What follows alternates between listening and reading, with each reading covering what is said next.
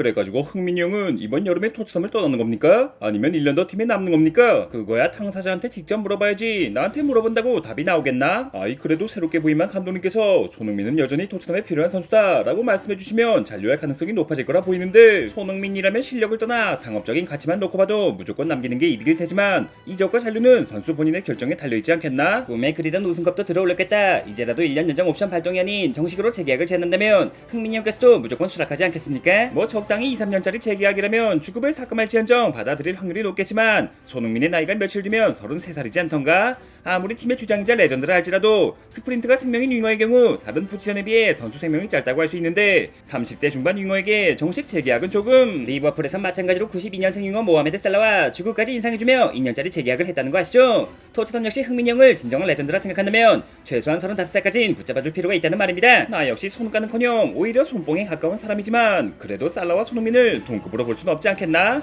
물론 한때는 공동 득점왕까지 했던 두 사람이지만 살라는 지난 시즌까지도 리그에서만 29골을 꽂아넣으며 득점왕에 오른 반면 손흥민은 두 자릿수 득점에도 실패했으니 우승팀 리버풀과 17위 토트넘 역시 동급이라 볼 수는 없지 않겠습니까? 어찌됐든 두 명 모두 각 팀의 레전드라 할 수 있는데 한 명은 발롱도르 수상을 위해 주급부터 S급 동료까지 아낌없는 지원을 받고 있지만 한 명은 어떻게든 이적료를 챙겨보고자 튀르키예부터 사우디까지 하루가 멀다고 이적 소리 나오고 있으니 감독인 나 역시 팀의 분위기를 위해서라도 손흥민이 남았으면 하는 사람이지만 구단에서 기를 쓰고 팔겠다는 걸 나라고 기를 쓰고 막을 순 없지 않겠나? 솔직히 말해 무조건 선발을 보장해 줄 수 있는 것도 아니기에 흥민이에게 남아달라 부탁하는 것도, 만약 흥민이 형이 이번 여름에 팀을 떠난다 해도 그 이적료를 새로운 영입에 투자할 거란 보장도 없지 않습니까? 어떤 식으로든 감독님께 도움이 될 선수임은 틀림없으니 최소한 연장된 계약기간 1년만큼은 무조건 필요한 선수라 말씀해 주시면 흥민이 형께서는 주장으로서의 소임을 다하실 테고 우린 흥민이 형께 FA 자격을 선물해드리며 이적료 없이 공짜로 사우디가 아닌 B클럽으로 이적할 수 있지 않겠습니까? 현재 토트넘에서 구단에 대한 애정으로는 나보다 더한 사람이 있겠냐마는 나라고 굳이 팔겠다는데 억지로 때를 쓰면서까지 남아있고 싶은 건 아니거든. 하지만 형도 아시다시피 레비 회장님께선 흥민이 형의 미래보단 거액의 이적료를 바라고 있지 않습니까?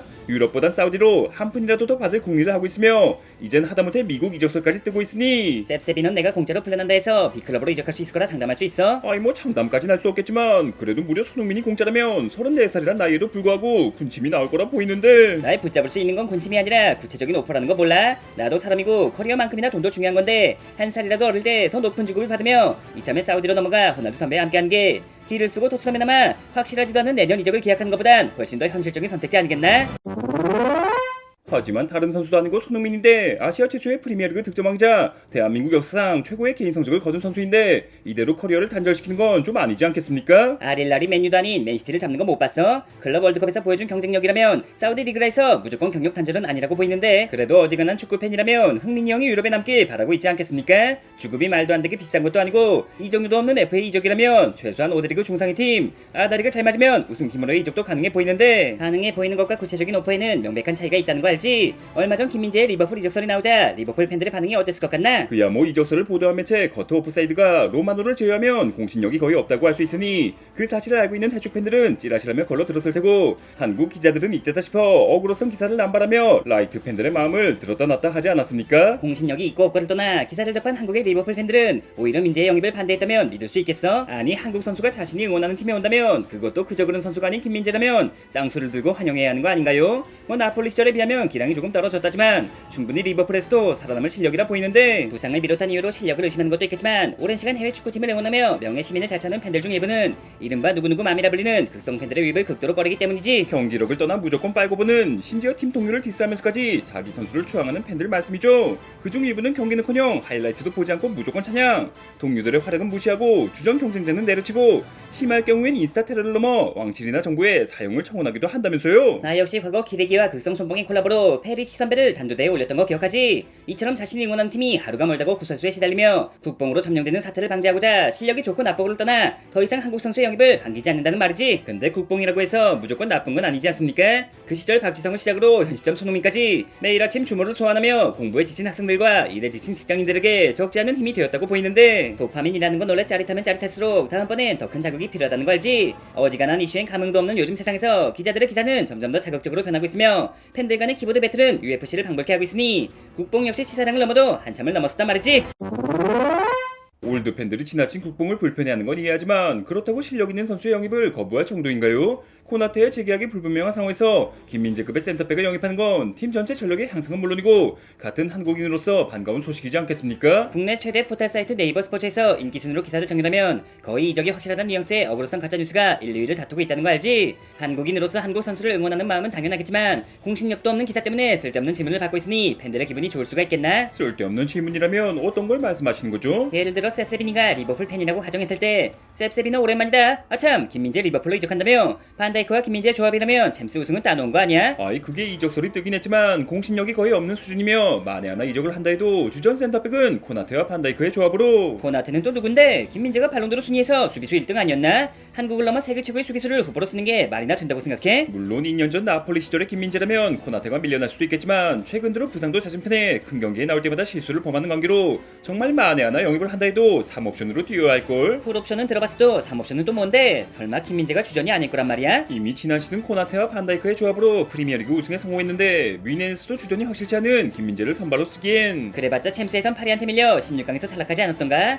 김민재를 진작에 샀더라면 리그를 넘어 챔스 우승까지 가능했을 거란 생각은 안 해봤어? 나 역시 명예 한국인으로서 김민재의 실력을 인정하지만 장점만큼이나 단점도 많은 선수가 아니. 호날두나 메시도 단점은 있고 너 역시 거북이처럼 늘어터졌으면서 남의 장점을 인정하기 앞서 단점부터 짚고 있는 꼬라지하고는 솔직히 말해 이름값에 비해 이적료가 저렴하긴 하지만 부상 빈도와 큰 경기의 실수를 줄이고 주급 삭감에 더해 로테이션으로 뛰는 것을 받아들이지 못하면 우리 리버풀엔 김민재가 딱히 필요 없는 걸. 코끼리인지 코나테인지 뭔지는 재계약도 안 하고 있으며 반다이크는 이제 슬슬 은퇴할 나이지 않던가? 골의 전문가 코스프레를 하고 싶은가 본데 리버풀엔 가본 적도 없는 방구석 축덕이 감히 김민재한테 필요 없는 선수라고? 이 자식 이거 민가 중에서도 보통 민가가 아니었구먼. 듣자니 도저히 못 들어주겠네. 20년째 리버풀 응원 중인 내 얘기는 하나도 안 들으면서 그깟 찌라시 같은 기사 때문에 내가 민가 소리까지 들어야겠어? 라는 소리가 듣기 싫어서라도 이 형이면 한국 선수보단 다른 나라 선수를 영입하길 바란다는 말이지. 하지만 토트넘 팬이라면 손흥민을 영입하기 전부터 응원해온 팬이라 해도 어지간해선 흥민이 형을 지지하고 있지 않겠습니까? 뭐 극성 송가가 아니라면 팀에 조금 더나마 레전드 대우를 받길 바라겠지만